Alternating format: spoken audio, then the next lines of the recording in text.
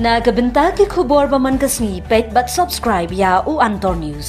Kindet kumba phos new ye kejalan yang ba Shillong banyo ka khubor bas ngutenan ba upu Francis ulathung yu Reverend Bernard Laloo na kiling do niam jong ka Archdiocese Shillong. Hadu mentah kum Chancellor jong ka juk ka Archdiocese kum Auxiliary Bishop jong ka Archdiocese Shillong.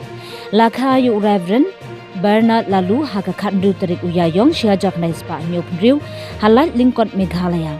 Balapan kentang ningdo yu ha ka lai putarik urisau arajan riu. Nagabenta ki Archdiocese jong ka nong ba Shillong.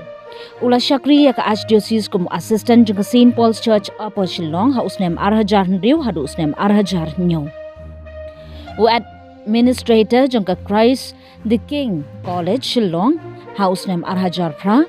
Udin of Studies Hussein Service Center Shillong ha usnem arhajar khan nyo hadu arhajar arpuwe. Udukot ka board jong ka Caritas India ha usnem arhajar arpendriu hadu usnem arhajar arpsa. Badnadu usnem arhajar arpuar hadu mentau Chancellor jong ka Archdiocese jong ka nong ba Shillong bad u parish priest jong ka balang ba jong ka Mary Help jong ka Kristan laj umkra.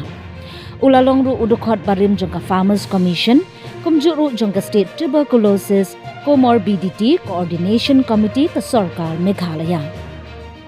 Uni uling do uladon ya ka bachelor's degree ha ka education but master of arts ha ka sociology na lor ba uladon ki postgraduate diploma ha ka counseling psychology.